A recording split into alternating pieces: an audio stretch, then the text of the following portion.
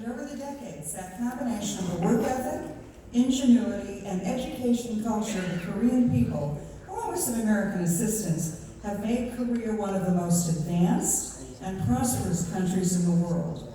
Today's Seoul is as fast-paced and modern, and in some ways more modern, than my hometown, New York City.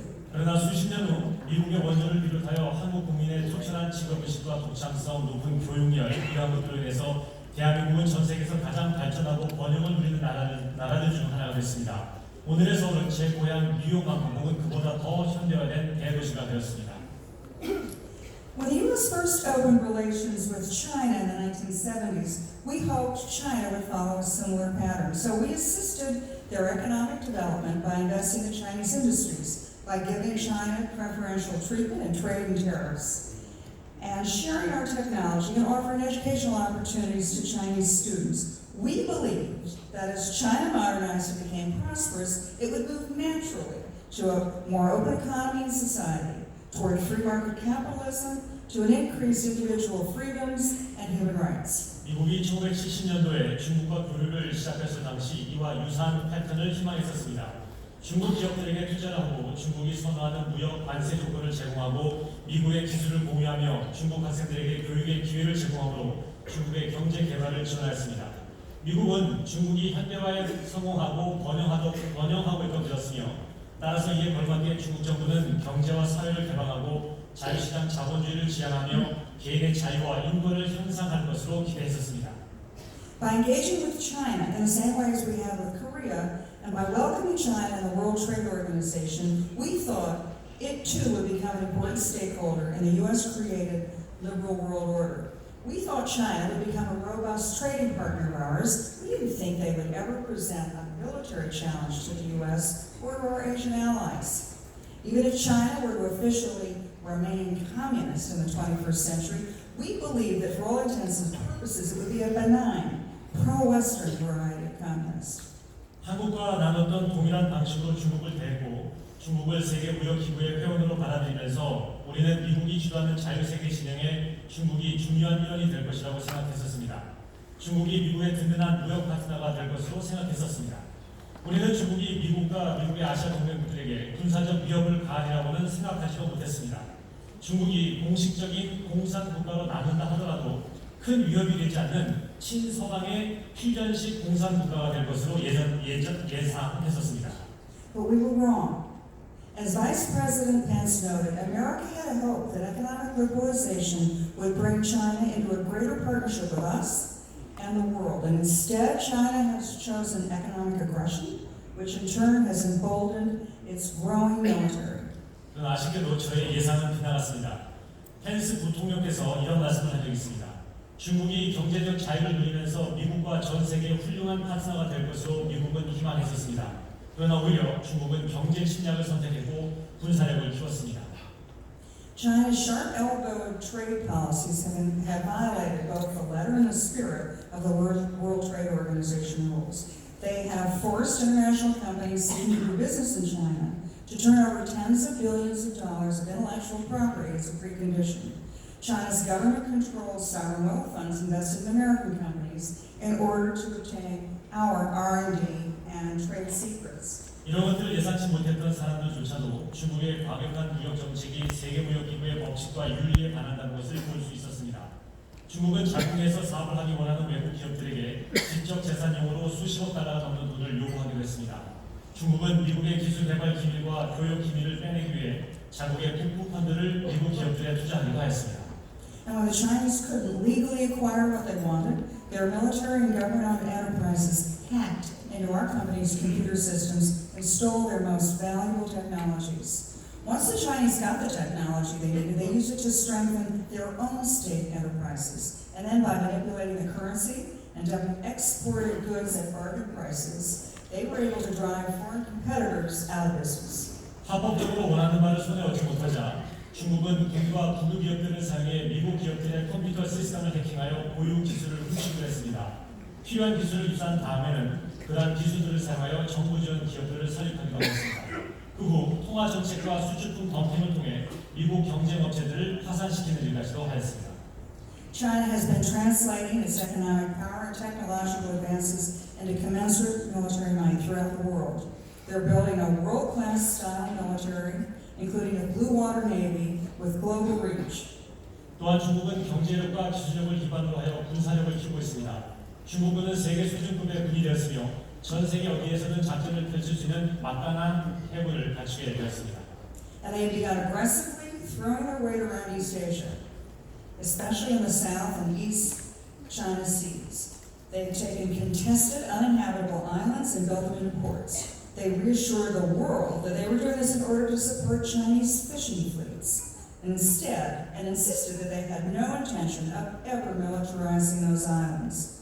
The Chinese had even challenged Korea in Korea's home waters. 중국은 동아시아에서 매우 공격적으로 세력을 넓혀가고 있으며 특히 남중국해와 동중국해에서 그렇게 하고 있습니다. 중국은 남중국해에 인공섬을 만들고 항만을 구축했습니다. 전 세계를 향해서는 이러한 활동들이 중국 어업을 지원하기 위함이며 남중국해 섬들을 군사화할 의도가 전혀 없다고 말은 하였습니다. 중국은 현재 대한민국을 위협하고 있고 대한민국의 영해를 위협하고 있는 것입니다. And when neighboring nations objected and international tribunals ruled that these islands belonged to other countries, China simply ignored those decisions. Instead, they did what they specifically promised not to do. They converted these small, man-made islands into military airstrips, naval ports, and bases. And China is now in a position to claim the sea lanes between and airspace between those islands and the coastline of China as Chinese territory. The East China Sea Air Defense Identification Zone is a harbinger of their grand design for the entire region. 주변 국가들이 이에 반발하고 국제재판소가 해당 섬들이 다른 국가들의 영토라고 판명을 내리자 중국은 그러한 반발과 판결을 일축해버렸습니다. 오히려 하지 않겠노라고 약속한 일을 시작했습니다. 중국은 인공적으로 지은 이 작은 섬들에 군 활주로를 깔고 해군 기지와 항만을 설치했습니다. 이런 방식을 통해 중국은 이러한 섬들 주변의 해상, 영공을 자국 영토라고 주장할 수 있게 되었습니다. 동중국해 방공식별 교육을 수립함으로 이 지역에 대한 야망을 넓혀가고 있습니다. China's goal is to make the South and East China Seas, for all intents and purposes, an internal Chinese lake. Then China alone will be able to develop and exploit its vast underwater resources and rich fishing areas. One of the world's most important maritime trade routes and a crucial route to Northeast Asia will be under Chinese control, rather than what it used to be just a few years ago, a free sea lane through which navies and merchant vessels of all nations had unfettered access. 아무도 에게 도전을 제기하지 않으면 남중국해는 그야말로 국제적 중국 호수가 될 것입니다. 중국 혼자 이 지역의 해양 자원 탐사와 어업 활동을 할 수 있게 될 것입니다. 세계에서 가장 중요한 해상 경로 중 하나이고 동북아시아의 무역 경로인 이곳이 중국의 통제를 받게 될 것이며 과거 몇 년 전까지만 해도 모든 국가의 함선과 어선들이 자유롭게 항해할 수 있던 이곳에서 그러한 변화가 발생한 것입니다.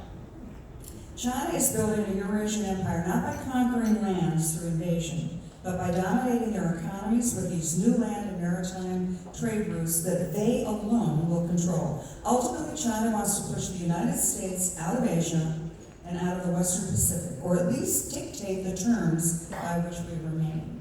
다른 나라를 힘으로 침략하는 대신 자신만이 통제할 수 있는 새로운 육상, 해상 교역로를 통해 경제력을 강화하는 방식으로 유라시아 제국을 세우려고 하고 있습니다. 결국 중국은 미국을 아시아와 태평양 지역에서 몰아내려고 하고 있으며 최소한 자기 방식대로 세계 질서를 잡아나가려고 노력하고 있는 중입니다. In 2018, Chinese General Secretary Xi Jinping ended term limits and in effect became president for life. And at the same time, he tightened control over all aspects of the Chinese government, military, and society. He curtailed access to the internet, crushed all opposition, including even minor disagreements with his policies. He relocated 1 million Chinese Muslims to re-education concentration camps. 2018년에 시진핑 국가주석이 임기 제한을 철폐했으며 그 결과 종신 국가주석이 됐습니다. 동시에 시 주석은 중국 정부와 군 및 사회 전 분야에 대한 장악을 더욱 공고히 하였습니다. 인터넷 접근을 통제하고 반대 세력을 무력화시켰으며 아무리 사소해 보이는 것이라도 자신의 정책에 반하는 세력을 무력화시켰습니다. 시 주석은 또한 100만여 명의 중국인 이슬람 교도들을 재교육 수용소로 보내기까지 하였습니다. Xi Jinping is well along towards creating the world's first total surveillance state. In the not-too-distant future, China's 1.4 billion people will be monitored at all times with nationwide cameras, facial and voice recognition systems, and constant location tracking. Chinese citizens will be judged by a social point system, where regime loyalists are rewarded with better pay, jobs, and opportunities, while those who do not fall in line will have even abnormal activities curtailed. They will be banished from Chinese society while living in the midst of it. 시 주석은 전국을 세계 최초의 감시 카메라 국가로 만들려고 노력하고 있습니다.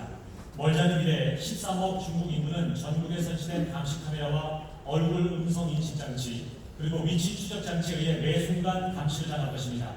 사회 점수 시스템으로 중국인들을 평가하고 결과에 따라 정권에 충성하는 사람들은 더 나은 직장, 교육, 수입의 혜택을 주게 될 것이며 그렇지 않은 사람들은 일반적인 활동마저도 제약을 받는 불이익을 받게 될 것입니다. 중국에 살기는 하나 사회로부터 배척받는 사람들이 나올 것입니다. China has reneged on the promise it made to Hong Kong with respect to their freedoms, and rather than compliantly obey, millions of brave Hong Kong citizens have taken to the streets in peaceful protest, more joining every day. The violence we just saw, just this week, is a sign that Beijing is losing control of the situation. Some of the Hong Kong freedom fighters came here last night to participate this morning, and they just left because they have to get back to Hong Kong before curfew tonight. 가장 최근에 중국은 홍콩의 자유를 존중할 것이라는 스스로의 약속을 어겼습니다. 고분고분 수복하기보다는 수백만 명의 용감한 홍콩 시민들은 길거리로 나와 평화적 시위를 하고 있습니다. 2주에 목격한 끔찍한 사건들은 중국이 매우 다급해지고 있다는 것을 보여주고 있습니다. 사실 오늘 어제 저녁에 비행기를 타고 몇 명 홍콩 시위자 몇 분들이 우리 스택과 함께하기 위해서 이 자리에 오셨습니다. 우리가 오전에 시간을 보내고 오후에 다급한 계획이 있기 때문에 지금 이 자리에 없고 자리를 뜨시긴 하셨지만 몇몇 분들이 우리와 함께 와서 우리를 지원하고 있다는 점 자신들에게 지원을 해달라고 부탁을 하고 떠나셨습니다.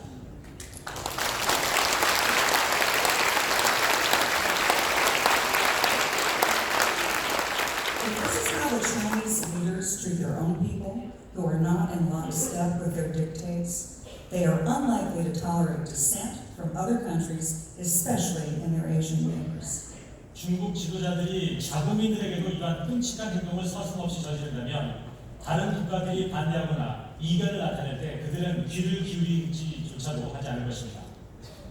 One of the first issues President Trump focused on was what to do about North Korea. I led the initial government review of our policy and helped develop a new way forward called the Maximum Pressure Campaign. In the past, the United States had alternated between carrots and sticks. The sticks would get the North Koreans to the negotiating table, where they were immediately rewarded with lots of carrots. Within a few months, North Korea would misbehave again, and the cycle of sticks and carrots began anew. 도널드 트럼프 대통령 행정부 초반에 북한에 지대한 관심을 가지고 있었습니다. 제가 그 당시 대통령과 함께 북한 관련 정책을 맡았으며 최대 압박, 맥시멈 프레셔라는 정책을 구상하였습니다. 채찍과 당근을 사용했을 때 즉각적인 반응은 있죠. 채찍을 사용하면 북한은 협상 테이블에 바로 나왔고 그러고 나서 미국은 그들에게 바로 당근과 같은 보상을 해주었습니다. 그러나 시간이 지나고 나면 북한은 언제 그랬냐는 듯이 다시 턴을 바꿨기 때문에 이제 우리는 채찍과 당근 그 이외에 무엇인가 새로운 것이 필요하게 되었습니다. The Trump policy is to take all the leverage at our disposal, economic, military, diplomatic, political, cyber, overt, covert, military, and turn up the dial on all of them all at once, exerting pressure on more areas and with greater intensity, ratcheting up the dial on not only Kim, but some of his trading partners. 트럼프 대통령의 정책은 경제, 군사력, 외교, 사이버 관련된 모든 것들을 동시에 한꺼번에 세우는 것입니다. 이 모든 것을 동시에 사용함으로 김정은뿐만 아니라 북한의 동맹국까지도 흔들 수 있는 그러한 방법을 모색해야만 합니다. I know it's come under a lot of criticism, but at the same time, Kim has met in Singapore, Hanoi with Trump, and Trump is demonstrating to him in person what North Korea's future might look like if they stop their nuclear weapons program and join the world community. Trump understands that Kim Jong-un will always be a personal dictator. He doesn't care for his people. So Trump's goal is to persuade Kim that if he does reach an agreement with the United States, everything will be great. But if Kim does not, Trump will have no problem walking away from Kim, leaving him alone, looking like a fool, and then tweeting about it. 말도 많고 탈도 많았던 그러한 그 정상회담이었지만 싱가포르와 하노이에서 북이 핵을 포기하고 국제사회와 함께한다면 북한의 미래가 이토록 아름다울 수 있다는 것을 트럼프 대통령은 김정은에게 보여주었습니다. 김정은은 국민을 생각하지 않고 자신의 영달만 추구하고 있는 매우 개인적이고 이기적인 사람입니다. 트럼프 대통령은 김정은이 세계 무대에서 더 큰 역할을 할 수 있으며 안전한 국가를 이룰 수 있다고 그 길을 보여줌으로써 그가 자신의 영달을 추구하는 과정에서 국제사회와 함께할 수 있는 그러한 기초를 마련을 했던 것이었습니다. 만약 김정은이 대통령의 말을 받아들이지 않고 같이 하지 않는다면 트럼프 대통령은 김정은을 미련 없이 떠날 것이며 김정은은 자신이 얼마나 어리석었는지를 통감하게 될 것입니다. 그때 트럼프는 트위트를 또 할 것입니다.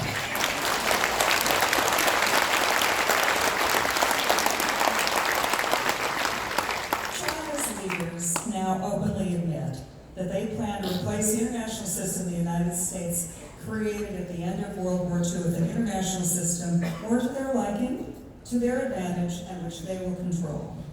공공연하게 중국은 2차 세계대전 이후 미국이 주도해 변모시킨 세계 질서를 자신의 이익에 맞게 바꾸려고 노력하고 있다는 점을 천명하였습니다. According to the People's Daily, the Communist Party's official newspaper, quote, Western-style democracy used to be a recognized power in history to drive social development, but now it has reached its limits. The Chinese believe that nothing can stop their rise, and nothing can prevent America's decline.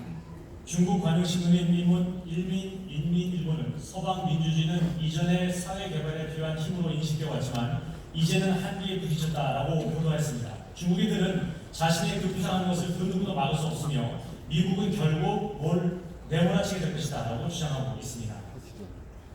President Trump believes the Chinese are wrong. Millions of Americans believe they're wrong, and that democracies and free markets remain the only and best way for people to ensure their own peace and prosperity. I believe millions of Koreans think the Chinese communists are wrong too. 트럼프 대통령은 중국이 틀렸다고 생각합니다. 수백만 명의 미국인은 중국이 틀렸다고 믿습니다. 자유와 번영을 지키는 데는 자유시장이 필수 불가결하다고 믿습니다. 한국분들 역시 중국이 틀렸다고 생각하시리라고 저는 생각하고 있습니다.